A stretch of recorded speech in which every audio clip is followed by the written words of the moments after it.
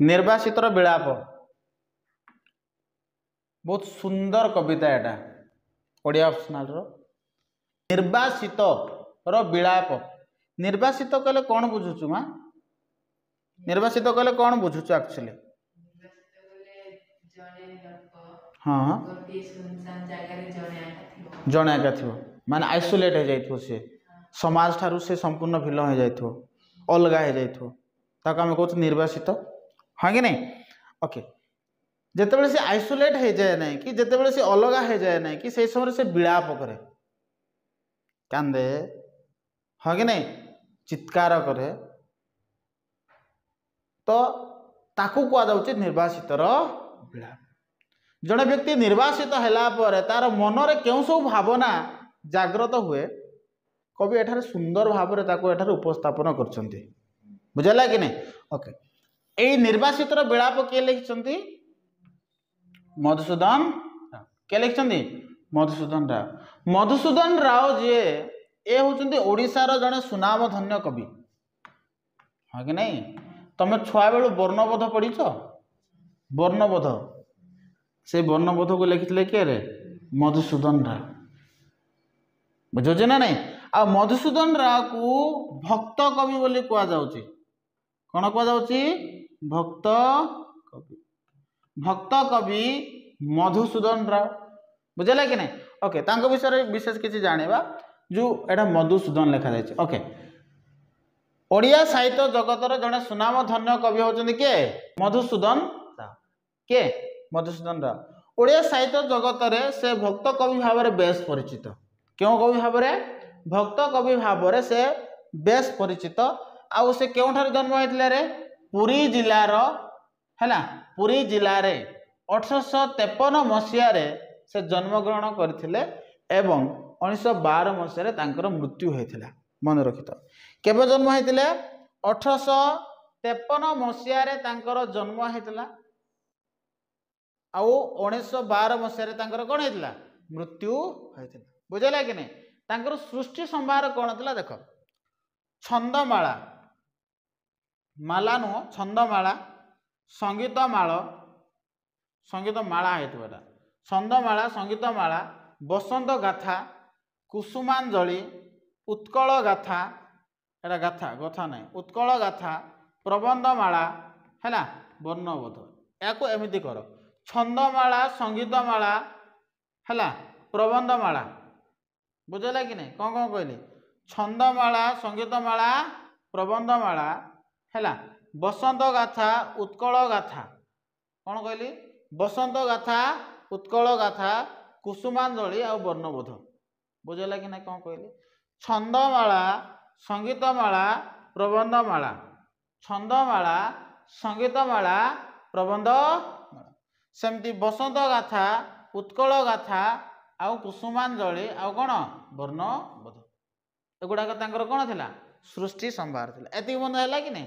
Okay ताले निर्वासितर विलाप किए लिखिसंती मधुसूदन आकु भल भाव रे बुझिया को चेष्टा कर कि देखई नेत्र जहा चौदिगर से सर्वर अटई मुअधीश्वर महीमंडले नाही एमंत जन मो अधिकारे लोभे करिबो रण। ये जो निर्वासित होइतबा व्यक्ति ये कौन होइछि रे थरे जाउथला डंगारे कोथरे जाउथला डंगारे जेतेबेले डंगारे जाउथला तो से कौन कहछि बाट भूली जाइछि हैला बा डंगारे जाउथवा समय तार डंगा स्क्रैच हो गला भांगी गला पानी पसी गला से डंगारे बुझला कि नहीं। जेहेतु डंगारे पानी पसी गला तेणु आसिया पे आउ ता पाखरे किछि बाट रहिला नाही बा ऑप्शन किछि रहिला सही समय रे एई व्यक्ति जनक कौन करिछि रे गोटे समुद्रर मध्य भाग रे थिबा गोटे स्थल भाग रे से अछि बुझौछि ना नहीं जाको हम दीप बोली कहउछे कौन बोली कहउछे दीप बोली कहउछे तो सेठारे अछि तो जेहेतु समुद्रर मध्य भाग रे अछि तो तार आख पाखरे केही भी व्यक्ति नहांती से एकुटिया जने व्यक्ति अछि तांकर से जो मनर भाव को एठारे कौन कवि प्रकाश करछन्ती कौन कहछन्ती ताले देखई नेत्र जहा चौदिगर ए जो निर्वासित व्यक्ति चारिआडे जहा देखुची हैला देखई नेत्र जहा चौदिगर हैला ସେଇ ଚଉଦିଗର ସେ ସର୍ବର ଅଟଇ ମୁଁ ଅଧୀଶ୍ୱର ମହିମଣ୍ଡଳେ ନାହିଁ ଏମନ୍ତ ଜନ ମୋ ଅଧିକାର ଲଭ୍ୟ କରିବରଣ। ତ ଏଠାରେ କବି ଏହା କହିବା ପାଇଁ ଚାହାନ୍ତି କି ଚାରିଆଡେ ସେ ଯୁଆଡେ ବି ଦେଖୁଛି କିଏରେ ଏଇ ବ୍ୟକ୍ତି ଜଣକ, ହଁ କି ନାଇଁ, ନିର୍ବାସିତ ହେଇଥିବା ବ୍ୟକ୍ତି ଜଣକ ସେ ଚାରିଆଡେ ଯାହା କିଛି ଦେଖୁଛି, ଯେତେ ସବୁ ଜିନିଷ ତାର ଚତୁର୍ପାର୍ଶ୍ୱରେ ଘେରିକି ରହିଛି, କାରଣ ସେ ନିର୍ବାସିତ ହେଇଛି ଗୋଟେ ଦ୍ୱୀପରେ ଅଛି, ଚତୁର୍ପାର୍ଶ୍ୱରେ ସେ ଯାହା ସବୁ ଜିନିଷ ରହିଛି ସେଇ ସମସ୍ତ ଜିନିଷ ବା ସମସ୍ତ ଜଙ୍ଗଲ ହେଲା, ଫଳମୂଳ ହେଲା, ଜୀବଜନ୍ତୁ ହେଲା, ସମସ୍ତଙ୍କର ଅଧୀଶ୍ୱର ବୋଲି ସେ ମନେ କରୁଛି। ଅଧୀଶ୍ୱର ଅର୍ଥାତ୍ ନିଜକୁ ଈଶ୍ୱର ବୋଲି ମନେ କରୁଛି। ବୁଝାଉଛି ନା ନାଇଁ? କାହିଁକିନା ସେଠାରେ କେହି ବି ବ୍ୟକ୍ତି ନାହାନ୍ତି, ବୁଝିଲା? ଯେହେତୁ ସେଠାରେ କେହି ବି ବ୍ୟକ୍ତି ନାହାନ୍ତି, ତେଣୁ କୌଣସି ବି ବ୍ୟକ୍ତି ତା ସହିତ ଯୁଦ୍ଧ କରିକି ସେଇ ଯୋଉ ଭୂମିକୁ ତାଠୁ କେହି ଛଡେଇ ନେଇ ପାରିବେ ନାହିଁ। ବୁଝିଲା କି ନାଇଁ? ଯେହେତୁ ନିର୍ବାସିତ ଅଛି, ଏକୁଟିଆ ଅଛି, ତେଣୁ ସେଠାରେ କୌଣସି ଯେହେତୁ ବ୍ୟକ୍ତି ନାହାନ୍ତି, ଯେଉଁ ବ୍ୟକ୍ତି ମାନେ ଏଇ ବ୍ୟକ୍ତିଙ୍କ ସହିତ ଯୁଦ୍ଧ କରିବେ ଆଉ ସେଇ ଭୂମିକୁ ଛଡେଇକି ନେବେ। ବୁଝିଲା କି ନାଇଁ? ସେଇଥିପାଇଁ ସେ ଏକୁଟିଆ ଥିବା ଯୋଗୁଁ ତା ମନରେ ସେ ଏହା ଭାବୁଛି କି ମୁଁ ଏଠାରେ କଣ ରେ ଅଧୀଶ୍ୱର, ମୁଁ ଏଠାରେ କଣ ବୋଲି ମନେ କରିଛି, ଅଧୀଶ୍ୱର ବୋଲି ମନେ କରୁଛି। ଏଠି ବୁଝିଲା? ଦେଖ ଏଇ ନେତ୍ର ଯାହା ଚଉଦିଗର ସେ ସର୍ବର ଅଟଇ ମୁଁ ଅଧୀଶ୍ୱର। ଚାରିଆଡେ ଯେତିକି ସବୁ ଜିନିଷ ଅଛି ସେଥିର ମାଲିକ କିଏ? ମୁଁ। ବୁଝିଲା କି ନାଇଁ? ମହିମଣ୍ଡଳେ ନାହିଁ ଏମନ୍ତ ଜନ, ଏ ପୃଥିବୀରେ କେହି ବି ସେଭଳିଆ ବ୍ୟକ୍ତି ନାହିଁ ଯିଏକି କଣ କରିବ, ଏଇ ଭୂମିକୁ ପ୍ରାପ୍ତ କରିବା ପାଇଁ ମୋ ସହିତ କଣ କରିବ, ଯୁଦ୍ଧ କରିବ। ତେଣୁ ଏଇ ସମସ୍ତଙ୍କର ଏଇ ଯୋଉ ସମସ୍ତ ସମ୍ପତ୍ତି ଯୋଉ ରହିଛି ମୋର ଚତୁର୍ପାର୍ଶ୍ୱରେ, ଏଇ ସମସ୍ତ ସମ୍ପତ୍ତିର ମାଲିକ କିଏ? ମୁଁ ବୋଲି ମନେ କରୁଛି। କିଏ? ନିର୍ବାସିତର ବ୍ୟକ୍ତି ବା ନିର୍ବାସିତ ହେଇଥିବା ବ୍ୟକ୍ତି। ଏଠି ବୁଝିଲା କି ନାଇଁ? ଚାରିଆଡେ ନୀଳ ସମୁଦ୍ର ଯାଏ, ଫୁଲ ଫଳ ସବିଏ ବନଲତାଏ, କୀଟ ପତଙ୍ଗ ପକ୍ଷୀ କରି କେଶରୀ, ପଶୁ ସୃଷ୍ଟି ଯେତେକ ସବୁ ମୋର। ଚାରିପଟେ ଯୋଉ ଦେଖୁଛି, ଚାରିପଟେ ଦେଖୁଛି ନୀଳ ସମୁଦ୍ର ଅଛି। କଣ ଅଛି ରେ? ନୀଳ ସମୁଦ୍ର ଅଛି। ଆଉ ପଶୁ ପକ୍ଷୀ କୀଟ ପତଙ୍ଗ ସବୁ ଯାକ ଭରି ହେଇକି ଅଛନ୍ତି କୋଉଟେ? ତାର ଚତୁର୍ପାର୍ଶ୍ୱରେ, କାରଣ ସେ ଦ୍ୱୀପରେ ରହୁଛି ବୋଲି କହିଲେ, ହଁ କି ନାଇଁ? ତେଣୁ ସେ ଭାବୁଛି କି ମୁଁ ଯେହେତୁ ଅଧୀଶ୍ୱର, ଏଇ ସମସ୍ତ ହଉଛନ୍ତି ମୋର ସୃଷ୍ଟି। ବୁଝିଲା କି ନାଇଁ? ଏଇ ସୃଷ୍ଟିର ଯେତିକି ସବୁ ଜୀବଜନ୍ତୁ ଅଛନ୍ତି, ଅର୍ଥାତ୍ ଏଇ ସୃଷ୍ଟିରେ ମାନେ କଣ, ସେଇ ନିର୍ବାସିତ ହେଇଥିବା ସ୍ଥାନରେ, ସେଇ ଯୋଉ ଦ୍ୱୀପରେ ଯେତିକି ସବୁ ଜୀବଜନ୍ତୁ, କୀଟ ପତଙ୍ଗ, ପଶୁ ପକ୍ଷୀ ଯେତିକି ସବୁ ଅଛନ୍ତି, ସେଇ ସବୁ ଜିନିଷ ସେ କାହାର ବୋଲି ମନେ କରୁଛି? ମୋର ବୋଲି ମନେ କରୁଛି। ବୁଝିହେଲା କି ନାଇଁ? ନା ବୁଝିପାରିଲୁନ? ଚାରିଆଡେ ନୀଳ ସମୁଦ୍ର ଯାଏ, ଚାରିଆଡେ ଦେଖୁଛି ନୀଳ ସମୁଦ୍ର ହିଁ ତ ଅଛି, ଆଉ କଣ ଅଛି କି? ଖାଲି ସ୍ଥଳ ଭାଗ ଗୋଟେ ଅଛି, ଯୋଉ ସ୍ଥଳ ଭାଗରେ ସେ ରହୁଛି, ତା ସହିତ ଫୁଲ ମୂଳ ଫୁଲ ଫଳ ହେଲା, ଜୀବଜନ୍ତୁ ଏଗୁଡାକ ଅଛନ୍ତି, ହଁ କି ନାଇଁ? କୀଟ ପତଙ୍ଗ, ଫୁଲ ଫଳ ଗୁଡାଏ ଜିନିଷ ଅଛନ୍ତି ସେଠାରେ, ଜୀବଜନ୍ତୁ ଗୁଡାକ ଅଛି ହେଲା। ଫୁଲ ଫଳ ହେଲା, ବନଲତା ହେଲା, କୀଟ ପତଙ୍ଗ, ପକ୍ଷୀ ହେଲା, ହାତୀ ଗୋଡ, ପ୍ରତ୍ୟେକ ଜିନିଷ ସେଠାରେ ଅଛନ୍ତି। କି ସିଂହ ହେଲା, ବାଘ ଭାଲୁ ସମସ୍ତେ ଅଛନ୍ତି। କରି କହିଲେ ହାତୀ, କେଶରୀ କହିଲେ ସିଂହ, ତାର ଚତୁର୍ପାର୍ଶ୍ୱରେ ସବୁ ଜିନିଷ ଅଛନ୍ତି। ଆଉ ସେଇ ସମସ୍ତ ପଶୁ ପକ୍ଷୀ ମାନଙ୍କୁ ସେ କଣ ବୋଲି ଭାବୁଛି ରେ?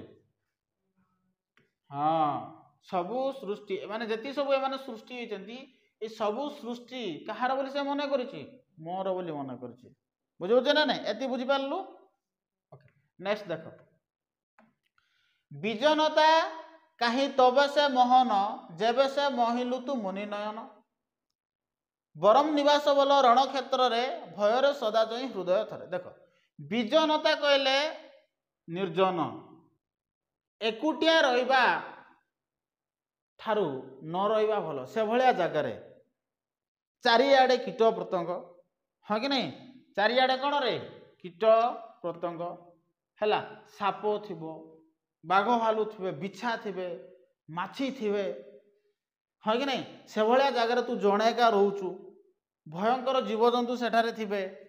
ତେଣୁ ସେଭଳିଆ ଜାଗାରେ ରହିବା ଠାରୁ ଆମେ କୋଉଠାରେ ରହିବା ଶ୍ରେଷ୍ଠ ମନେ କରିବା? ସାପ ଫାପ ଥିବେ, ହଁ କି ନାଇଁ? ଭୟଙ୍କର ସ୍ଥାନ ନା ସେଟା। ଆଉ ତୁ କୋଉଠାରେ ଅଛୁ? ଦ୍ୱୀପରେ ଅଛୁ କି ନାଇଁ? କୋଉଠାରେ ଅଛୁ? ଦ୍ୱୀପରେ ଅଛୁ। ଯେହେତୁ ଦ୍ୱୀପରେ ଅଛୁ, ସେଠାରେ ସବୁ ପ୍ରକାର ଜୀବଜନ୍ତୁ, ସାପ ବିଛା ଯେତେ ସବୁ ଜୀବଜନ୍ତୁ ଅଛନ୍ତି ସେଗୁଡାକ ଥିବେ। ଏହା ସହିତ ଆଉ କିଏ ଥିବ? କୁମ୍ଭୀର ମାନେ ମଧ୍ୟ ସେଠାରେ ଥିବେ, ଯେହେତୁ ତୁ ଦ୍ୱୀପରେ ଅଛୁ, ହଁ କି ନାଇଁ? ତେଣୁ ସେ କହୁଛି ଏଭଳିଆ ଭୟଙ୍କର ସ୍ଥାନରେ ରହିବା ଅପେକ୍ଷା କେଉଁଠାରେ ରହିବା ଭଲ ହବ ରେ ମୋ ପାଇଁ?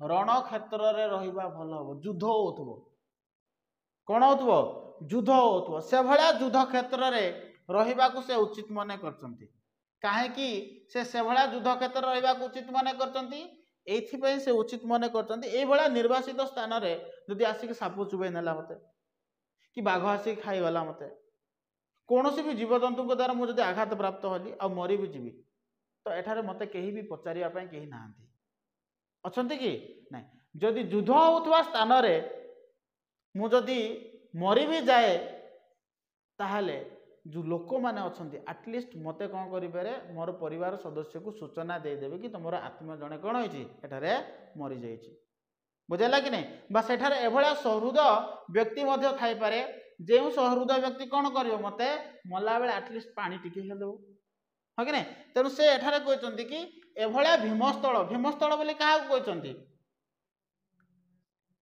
वेरी गुड निर्वासित होता स्थान को से कहुई कि यह भीमस्थल अर्थात भयंकर स्थान रहा अपेक्षा हाँ कि नहीं क्योंठार रहा भल हम बोली कहते रण क्षेत्र में रहा भल है भयर सदा जही हृदय थरे जोठारे कि आमको सदा बेले कौन हृदय थर थो काले मरीजी कि ए थट रोथो तेणु एठारे बहुत सुंदर जिनस कहुई कि विजनता कहीं तबे से मोहन जेबे से महिलु तु मुनि नयन बरम निवास बल रण क्षेत्र में भयर सदा जही हृदय थरे सुंदर अच्छी प्राकृतिक परिवेश सुंदर अच्छी जीवजंतु अच्छा कीट प्रतंग अच्छी फलमूल अच्छी फूल फल अच्छी सबू जिनस अच्छी बहुत सुंदर लगुच से परिवेश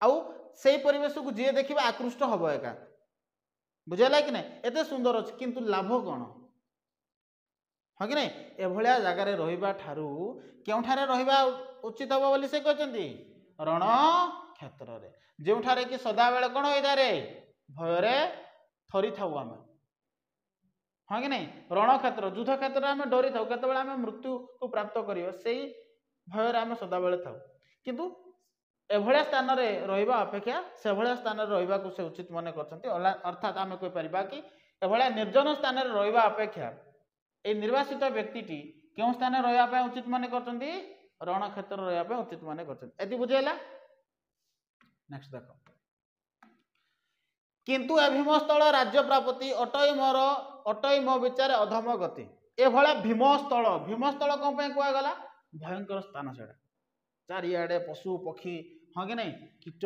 पतंग एगुड़ा सबू जिनस अच्छा से भाया स्थान को कौन बोली कहुई भीमस्थल बोली कहुई साप बिछा हाँ कि नहीं सबू जिनस सेठारे थे जीवजंतु सबू जिनस थे से एभलिया स्थान को भीमस्थल बोली कहुई बुझेगा कि नहीं तो नो डाउट एथर मु राजा है कि लाभवा कौन हम हाँ कि नहीं एत बड़ राज्य प्राप्ति करके लाभवा कौन हम एभलिया भयंकर स्थान में से कहुई कौन कहते कि एभलिया भीमस्थल राज्य प्राप्ति करके लाभवा कौन हम देख किंतु ए भीमस्थल राज्य प्राप्ति एडे बड़ जगह एत सुंदर जगह किंतु एठारे जीवजंतु सरीसृप सबू जिनस अच्छा एडे बड़ राज्य प्राप्ति करके लाभ कौन हम अटई मो विचार अधम गति एडा मोर मूर्खामी हम ना कि मूर्खामी हम ना नहीं अरे एत बड़ साम्राज्य सबू जीवजंतु फूल फल सबू जिनस अच्छी आ सबूर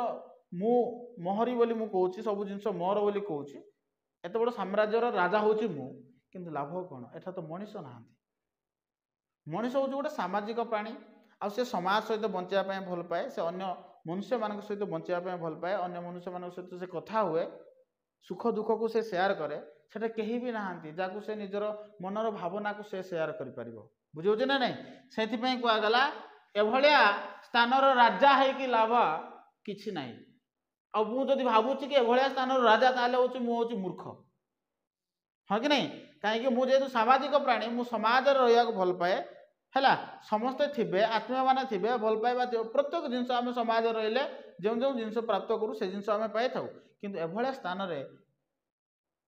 स्थान को मुझे कहबी कि यहाँ हूँ मोर साम्राज्य ताहले एटा मो पाए मूर्खामी हम सुंदर देवतुल्य नर आनन देखिब नाही मोर दुई नयन से कहूँ कि ये जो निर्वासित होइछि मु एठारे जीवजंतु कीट पतंग देखुची किंतु से सुंदर मनुष्य मान को मुझे देखुनी जो मैंने मो सहित कौन करते भल पदे कथाटे होते मोर जो आत्मीय माने जो माने थिले सुख दुखरे से माने मोर साथ देउथिले से जिनस मु एठारे पाउनी बुझला कि नहीं से जिनस मु को करनी एठारे पाउनी मोर पुओ झियो माने जो माने थिले से माने मो सहित खेलुथिले मोर आत्मीय माने जो माने थिले से माने मस्ते साहाय्य करुथिले आवश्यक समय से जिनस एठारे नहीं सेथि पे कोन बोली कुआ गला एठारे सुंदर देवतुल्य नर आनन देखिबो नाही मोर से जिनस को मु देखिबी नाही मनुष्य मानक आउ केबे भी देखिबी नाही बोली से सेठार थाई कि भाबुछ बुझला कि नहीं तापरे कोन तापरे कहिछि लिभिबो एठी मोर जीवन दीप ए वारता न जीव जन समीप तो मु एई निर्वासित स्थान रे ही कोन करिवि रे मरि जीवी ए निर्वासित स्थान रे मु कोन करिवि मरि जीवी मोर जीवन दीप लिभि जीव एठारे ही किंतु ए जीवन दीप लिभिबा सत्ते मध्य कौन हम जिते मोर जीवन दीप लिभिज से समय मोर मरबार वार्ता मोर आत्मीय मानक पाखक पहुँची पार पहुँचब कि से तो निर्वासित अच्छे से कुआड़े अच्छे कहीं भी जाना हाँ कि नहीं तेणु पहुँचब ना से कहूँ मोर जीवन दीप जिते लिभिज कहीं भी जानीपारे ना कि मु मरीगली बोली बुझेगा कि नहीं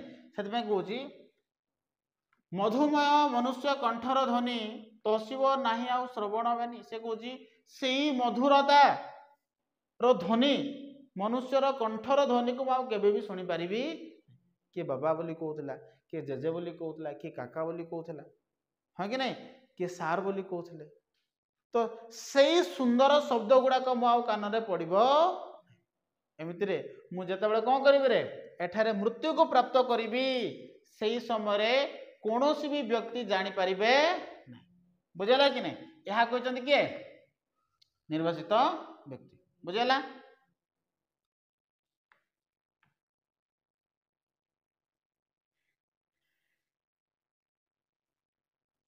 ओके आज मिशन प्रयास 2025 रो क्लास स्टार्ट होती एठार ऑनलाइन क्लास ऑनलाइन और ऑफलाइन रो सुविधा रही ऑनलाइन रो फी ओनली 350 रुपीज रही जदि क्लास करने चाहते समस्त विषय को आम पढ़ेबू ओनली 350 रुपीज पर मंथ रे ऑफलाइन क्लास अलग रही जो मैंने फुलबाणी रोचे जदि ऑफलाइन क्लास करने चाहते 7657066779 नंबर जोगाजोग करें 7656935748 नंबर जोगाजोग करें ठीक अच्छे सेमती फास्ट इयर क्लास स्टार्ट होती जो मैंने फास्ट इयर क्लास करने चाहते से क्लास करें यार fee both online and offline only 300 टका रही जो मैंने फुलबाणी रही जदि ऑफलाइन क्लास करने चाहते तो कांटेक्ट करेंगे सबुठ इंपोर्टाट जिन जदि चैनल को नुआ चैनल को सब्सक्राइब करूँ शेयर करूँ और लाइक करूँ एपर्यंत जदि टेलीग्राम ग्रुप रे और व्हाट्सएप ग्रुप रे जॉइन करना सेठी जाकि जॉइन करूँ कारण आम प्रत्येक दिन जो वीडियो छाड़ू आप इजिली से वीडियो गुड़ाक पाइपर।